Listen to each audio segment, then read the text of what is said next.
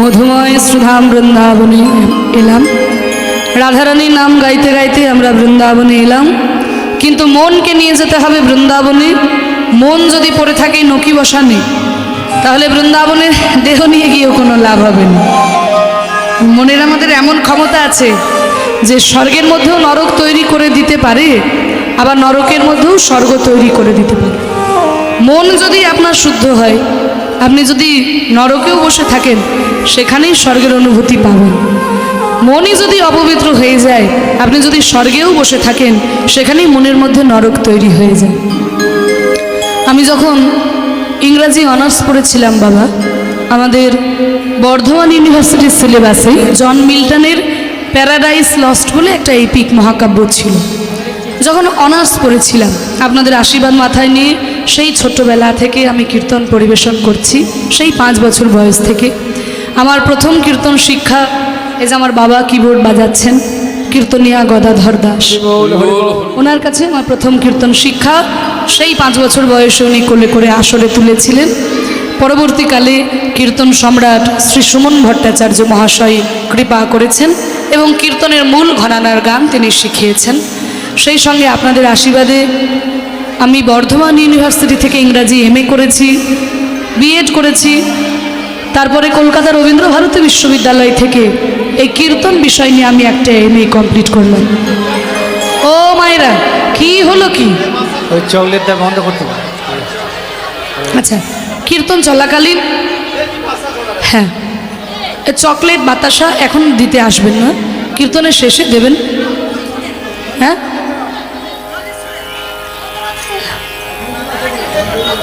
ঠিক আছে। আমার হরিনামের থেকেও বেশি মিষ্টি নাকি লজেন্স?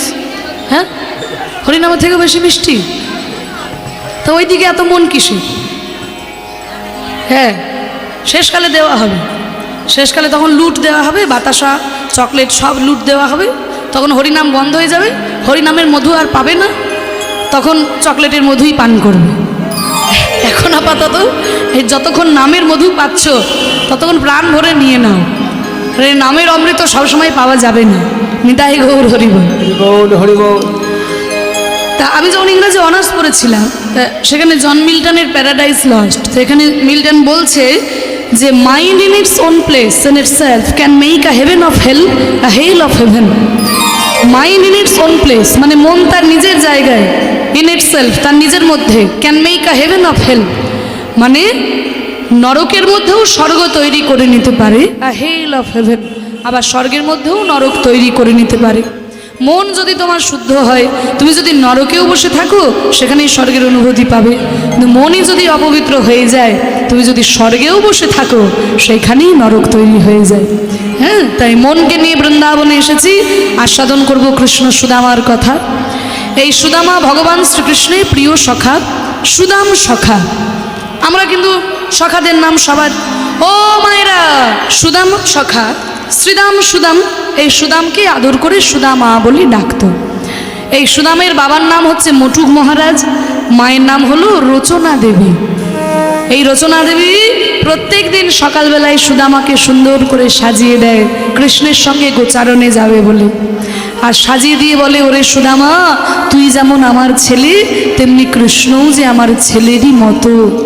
তাই গোচারণে গিয়ে যেন এমন কোনো খেলা খেলিস না বাবা, যাতে আমার কৃষ্ণের প্রাণে কোনো ব্যথা হয়।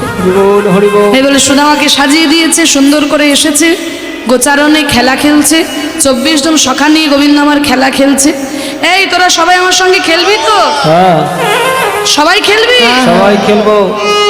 আজ আমরা রাম কানাই সনে খেলব রে, আমরা রাম কানাই সনে খেলব রে, আজ আমরা রাম কানাই সনে খেলব রে, আমরা রাম কানাই সনে খেলব রে, খেলা খেলব রে, খেলা খেলব রে, খেলব রে, খেলা খেলব রে, আমরা দূর বনে যাব না খেলব রে, আমরা দূর বনে যাব না খেলব রে, দূর বনে যাব না মা মানা করেছে, দূর বনে যাব না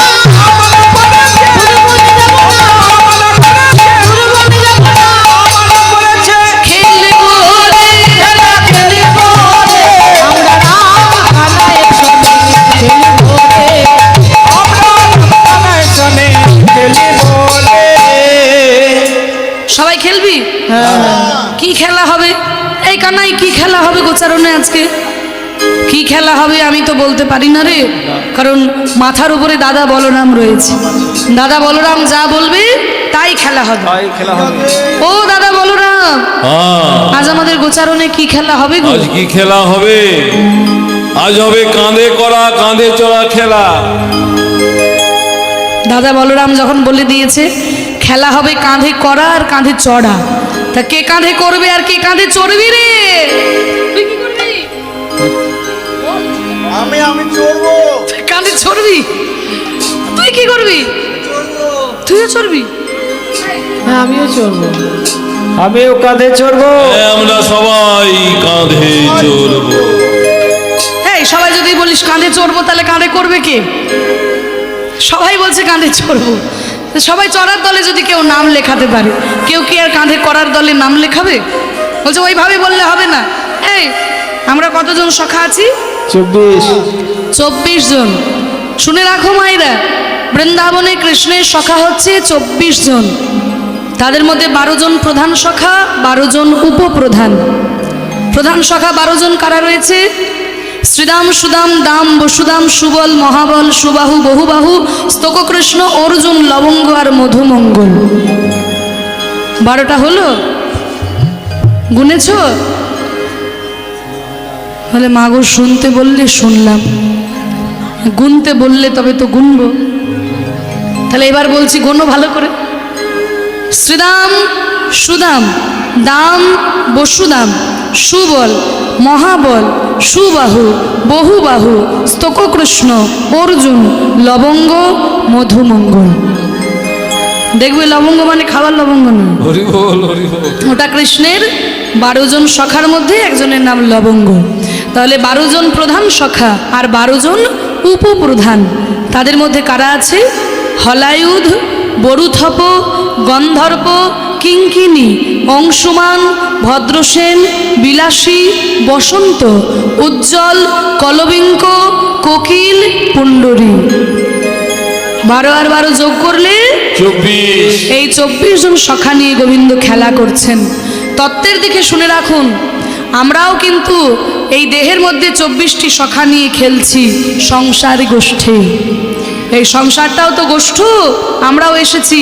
এই দেহের মধ্যে 24টি তত্ত্ব রয়েছে। একটু বলে দিই, শুনে রাখুন কি কি 24টি তত্ত্ব। ভূমিরাপনলে বায়ু খং বুদ্ধি মেবচ অহংকারতি অং বিভিন্ন প্রকৃতি গোষ্ঠতা। ভূমি মানে মাটি, দেহের মধ্যে যে মাটি অংশ, চামড়ায় হাত দিলেই বুঝতে পারবে যেন মাটি থেকেই তৈরি হয়েছে। জল, আপ মানে হচ্ছে জল, আমাদের দেহে তো 70%ই জল। ভূমির আপ, অনল, অনল মানে হচ্ছে আগুন, আগুন মানে তেজ, ক্রোধ। বায়ু মানে বাতাস, খং মানে শূন্যস্থল। মন, বুদ্ধি, 5 আর 2 7, অহংকার। তাহলে তো 8 হলো, 24 তো হলো না, তাহলে 3 দিয়ে গুণ করতে হবে নাকি? তাহলে 3 8 24 হয়ে যাবে। বলে না, এই অহংকার, এই অহংকার কথাটার মধ্যে 17টা তত্ত্ব লুকিয়ে আছে। আমরা অহংকার বলতে গর্ব বুঝি, কিন্তু অহংকার মানে শুধুই গর্ব নয়। 17টা জিনিস এক জায়গায় হলে তবে অহংকারের সৃষ্টি হয়। পঞ্চ জ্ঞানেন্দ্রিয়, পঞ্চ কর্মেন্দ্রিয়, পঞ্চ তন্মাত্র। পঞ্চ জ্ঞানেন্দ্রিয় কি কি? চক্ষু, কর্ণ, নাসিকা, জিহ্বা, ত্বক। পঞ্চ কর্মেন্দ্রিয় কি কি? মুখ, পানি, পাদ, পায়ু, উপস্থ। পঞ্চ তন্মাত্র কি কি? রূপ, রস, গন্ধ, শব্দ, স্পর্শ। এরপর রয়েছে অবিদ্যা আর সূক্ষ্ম দেহ। এই 17টা নিয়ে অহংকার। এই যে দেখো, পঞ্চ জ্ঞানেন্দ্রিয় কাজ করে যায়, অহংকার হতেই পারে। মুখ, পানি, পাদ, বায়ু, উপস্থ নিজের নিজের কাজ করে যায়, অহংকার হতেই পারে। কিন্তু যদি কেউ চোখে দেখতে না পায়, কানে শুনতে না পায়, 2টো হাত না থাকে, 2টো পা না থাকে, অহংকার হবে কি? তাহলে 17টা নিয়ে অহংকার। আর আগে ছিল 7, 7 আর 17 যোগ করলে কত হয়? 24।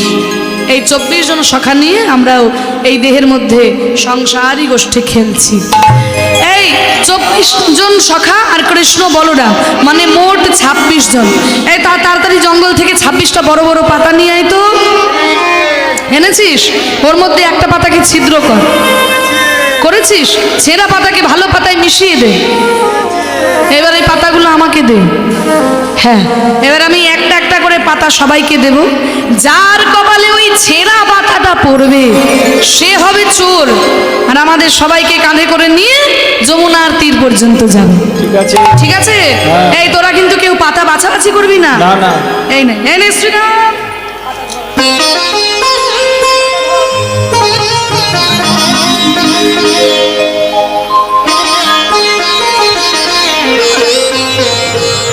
এই শ্রীরাম, তোর পাতাটা কেমন রে? আমার ভালো পাতা। ভালো পাতা পেয়ে গেলি? আমার পাতাও ভালো। আমারটাও ভালো। এ বাবা, সবাই তো ভালো পাতা পেয়ে গেছে। এ সবাই যদি ভালো পাতা পেলি তাহলে ছেঁড়া পাতাটা কে পেলো রে? এ কানাই, হ্যাঁ, তোর পাতাটা দেখি। কৃষ্ণ সবার পাতার খোঁজ নিয়ে বেড়াচ্ছে, নিজের পাতার খোঁজ নেই। দেখবেন যে সবার ভালো করে তার কিন্তু নিজের ভালো হয় না। হরি বল, হরি বল। যে সবার ভালো করে তার নিজের ভালো হয়। এই তোরা আমার পাতা দেখবি? হ্যাঁ। এই দেখ, আমিও ভালো পাতা পেয়েছি, দেখবি? আচ্ছা, ওই তো কানাই বাজাচ্ছে না। কানাই চোর। কপালে ছেঁড়া পাতা পড়েছে রে।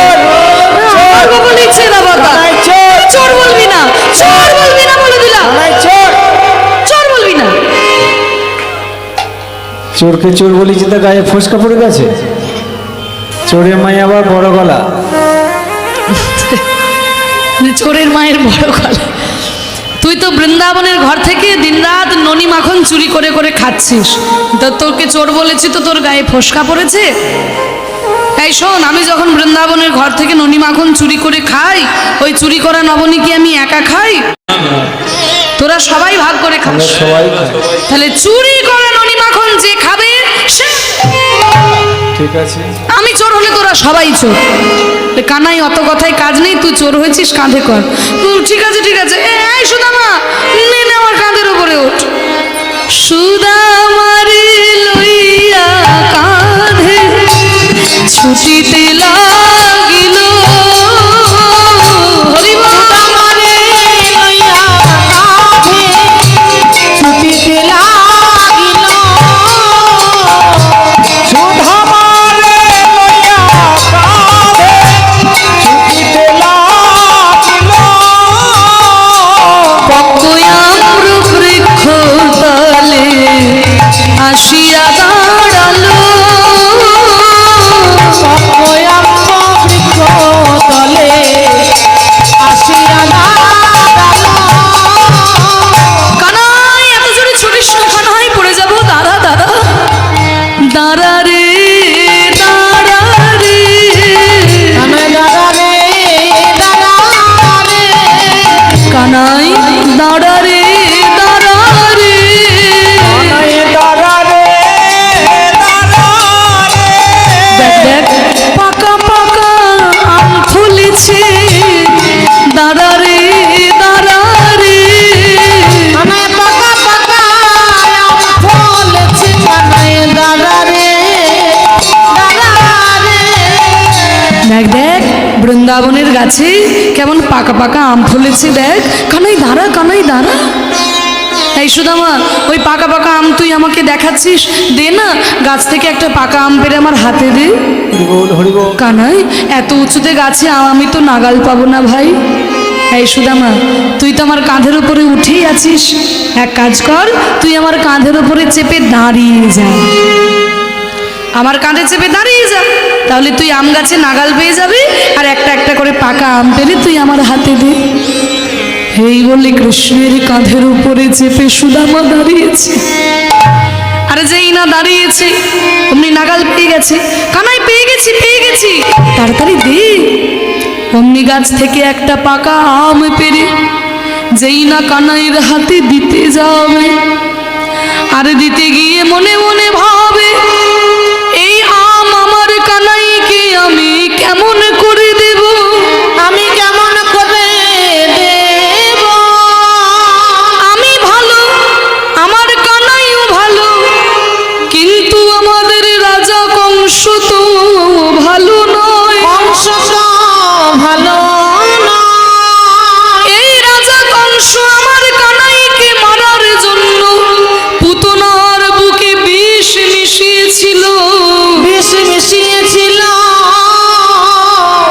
যেই রাজা মাতৃজাতির বুকে বিষ মেশাতে পারে, হরিবোল হরিবোল। সে তো আমার কানাইকে মারার জন্য এই আমের মধ্যেও বিষ মিশিয়ে রাখতে পারে। বিষ মিশিয়ে রাখতে পারে। আরে বিষ মাখায় আম যদি আমার কানাইকে দি, আমার কানাইকে আমার কানাই তো আম খেয়ে মরে যাবে। আম খেয়ে মরে যাবে। আর কানাই মরে গেলে তো আমরা আর কেউ প্রাণে বাঁচবো না। আমার প্রাণে বাঁচব না। তার থেকে বরং এই আম আমি খেয়ে দেখি আমের মধ্যে বিষ আছে কিনা। বিষ আছে কি না। যদি বিষ থাকে আমি না হয় আম খেয়ে মরে যাও, কিন্তু আমার কানাই তো বেঁচে থাকবে। কানাই যদি বেঁচে থাকে কত বড় বড় কাজ করবে। কানাই গিরি গোবর্ধন ধারণ করে বৃন্দাবনকে রক্ষা করেছে। কানাই কালী ও নাগকে দমন করে বৃন্দাবনকে রক্ষা করেছে। আমি মরে গেলে কারোর কোনো ক্ষতি হবে না, কিন্তু কানাই মরে গেলে বৃন্দাবনবাসী কেউ প্রাণী বাঁচবে না। তাই বরং আমি খেয়ে দেখি আমের মধ্যে বিষ আছে কিনা। কত বড় ভক্ত! আমের মধ্যে যদি বিষ থাকে আমি মরে যাব, কিন্তু আমার কানাই তো বেঁচে থাকবে। এই বলে আমটি নিয়ে যে একবার কামড় দিয়েছে, আহা, বৃন্দাবনের কত সুস্বাদু আম। এই বলে আমটা খেয়ে যখন দেখলো কই আমি তো মরলাম না, তাহলে নিশ্চয়ই আমের মধ্যে বিষ নাই। এই বলে আমটাকে যখন আবার দিতে গেছে মনে মনে ভাবলো আচ্ছা হয়তো হয়তো যেদিকটায় আমি কামড় দিলাম এদিকটায় বিষ নয়, আমটার উল্টো দিকে তো বিষ থাকতে পারে। এই বলে আমটাকে উল্টো দিকে ঘুরিয়ে আরেকবার কামড় দিয়েছে। চারিদিকে জিহ্বা দিয়ে লেহন করলো। চারিদিকে জিহ্বা দিয়ে লেহন করে যখন দেখলো যে না আমি তো আম খেয়ে মরলাম না, তাহলে নিশ্চয়ই আমের মধ্যে বিষ নাই। এবার ওই এঁঠো আমটা কানাইয়ের হাতে দিয়ে বলে, ওরে কানাই, আমি আম খেয়ে দেখলাম, জিহ্বা দিয়ে লেহন করে দেখলাম আমের মধ্যে বিষ নাই। কানাই এই নে, এই আমটা এবার তুই খা। তবে দেখিস ভাই, ভালো লাগছে বলে যেন তুই পুরো আমটাই খেয়ে নিস না রে কানাই। ওই আমের একটু আঁটি অংশ যেন আমার জন্য রাখিস ভাই। কেন জানিস? তোরে ঠো বড় বড় মিঠো লাগে ওরে ভাই রে কানাই।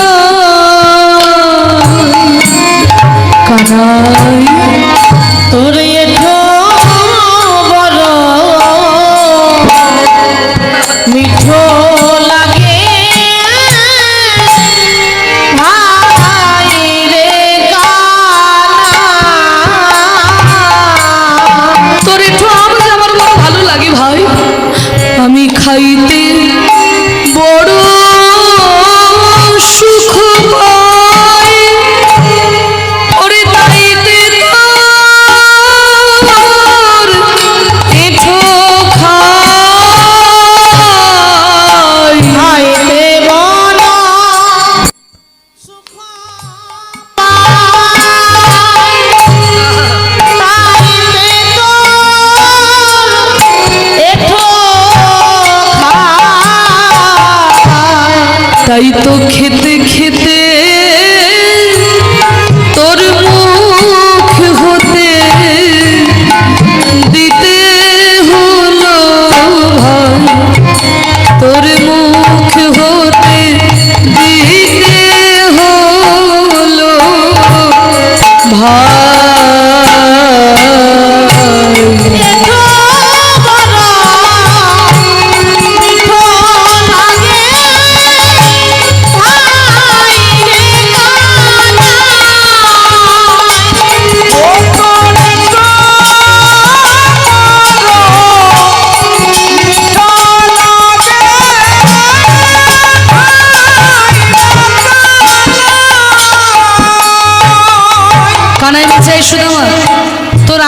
ইচ্ছা হচ্ছে তুই গাছ থেকে পেরে খা না, আমাকে যেটা দিয়েছিস এটা নিয়ে কেন টানাটানি করছিস? আমার এঁঠো বলে তোর বেশি মিষ্টি লাগছে?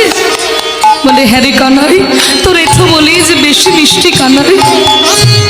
দেখবেন মায়েরা, বাড়িতে যদি কারোর কোনো পেয়ারা গাছ থাকে, তা গাছ পাকা পেয়ারা এমনিতেই মিষ্টি হয়, কিন্তু যে পেয়ারাটাতে আগে থেকে পাখিতে একটু ঠোকর দিয়ে যায়, সেই পেয়ারাটা কিন্তু সব থেকে বেশি মিষ্টি হয়। তা কানাই, বৃন্দাবনের গাছের আম সে তো এমনিই মিষ্টি, কিন্তু যেই আমটা একবার তোর বদনে উঠেছে কানাই, যেন 100 গুণ বেশি মিষ্টি হয়ে যায়। আমার মনে হয় কি জানিস, তোর তোর ঠোঁটের মধ্যে কিছু একটা জাদু আছে রে ভাই কানাই। তোর ওরা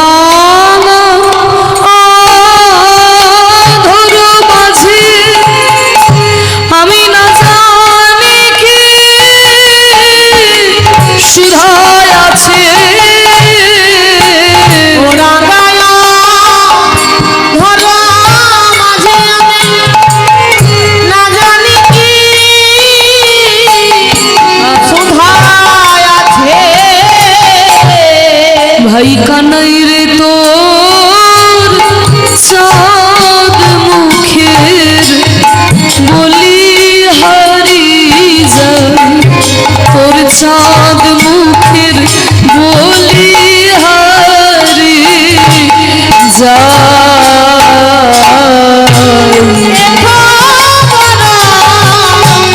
মিঠো লাগে ভাই রে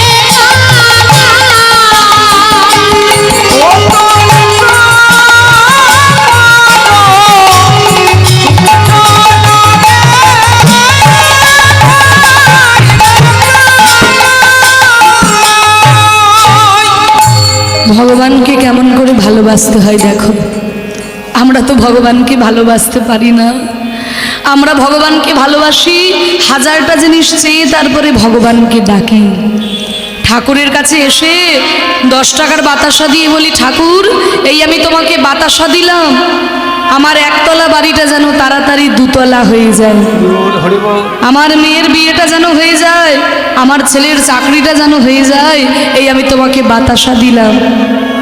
আচ্ছা সত্যি করে বলো তো মা, ভগবান কি তোমার বাতাসার জন্য বসে আছে? তুমি দেবে তারপরে ভগবান পাবে, কিন্তু তবুও ভগবান আমাদের কাছে চায় কেন? আস্বাদন করার জন্য। দেখবেন যদি কোনো বাবা দূরদেশে যায়, ঘরে আসার সময় কিন্তু ছেলেদের জন্য একটু মিষ্টি নিয়ে আসে। একজন বাবা বিদেশে গেছে, ঘরে আসার সময় ছেলেদের জন্য 1 ভাঁড় মিষ্টি এনেছে। মিষ্টিটাকে এনে গিন্নির হাতে তুলে দিয়েছে। মা করেছে কিনা 4টি ছেলে একটা একটা করে মিষ্টি 4টি ছেলেকে দিয়েছে।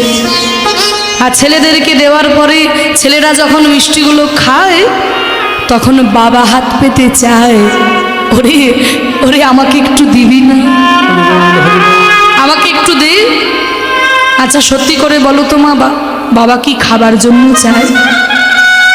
বাবার পকেটে তো অনেক টাকা ছিল, মিষ্টির দোকানে বসে একটা কেন 100টা মিষ্টি খেতে পারতো, কিন্তু ছেলের হাতে তুলে দিলাম, তার থেকে ছেলে যদি আমাকে একটু খুঁটে দেয়, বাবার কত আনন্দ হয়।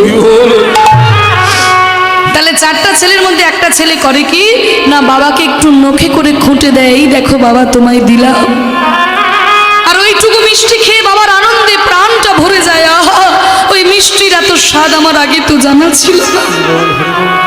আবার কোনো ছেলে করে কি, মিষ্টিটাকে অর্ধেক অর্ধেক করে ভেঙে বাবাকে দেয়, বাবা তুমি খাও। আবার কোনো ছেলে গোটা মিষ্টিটাই বাবার মুখে গুঁজে দেয়, বাবা তুমি খাও, আরও অনেক মিষ্টি আছে আমি পরে খাবো, বাবা তুমি খাও। আবার কোনো ছেলে করে কি না, মিষ্টিটাকে মাটিতে ছুঁড়ে ফেলে দেয়, তবু বাবাকে দিতে মন হয় না।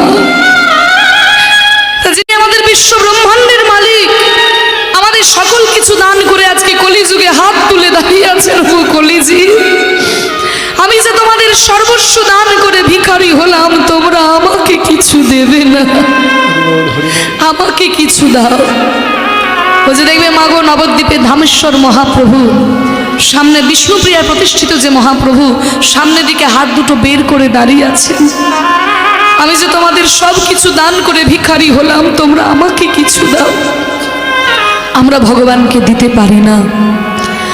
ভগবানের কাছে শুধু দাও দাও বলে দিতে পারি না। ভগবানের জন্য কত বড় বড় মন্দির বানিয়ে দিচ্ছি, ইটালিয়ান মার্বেল দিয়ে মন্দির সাজিয়ে দিলাম, ভগবানের জন্য কত সোনার উপর গয়না পরিয়ে দিচ্ছি। বলে বাহ্যিক আড়ম্বরে আমরা ভগবানকে ডাকি, কিন্তু আমাদের এই মনের মন্দিরটা ভগবানের জন্য সাজাতে পারি না। বল হরি বল। বাইরের মন্দির সাজিয়ে দিই, মনের মন্দির পারি না। মনের মন্দিরটা সাজাবো কি করে? মনের মধ্যে ভগবানকে বসাবো কি করে?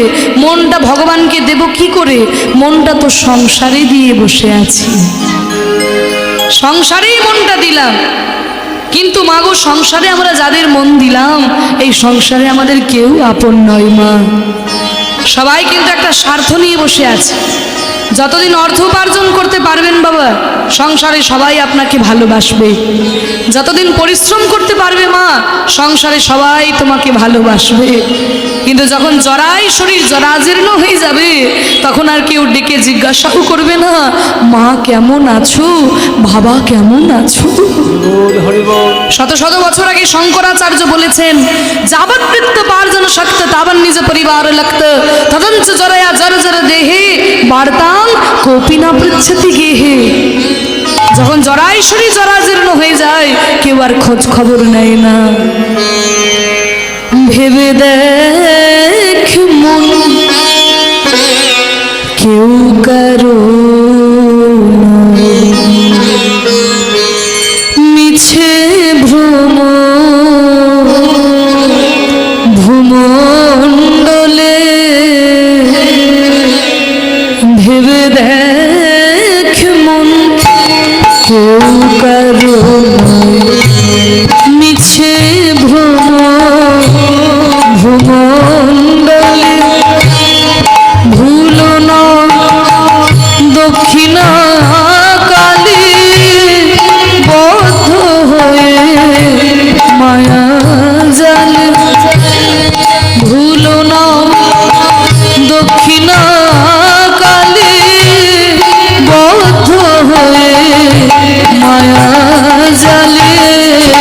ভেবে দেখ মন, কেউ কারো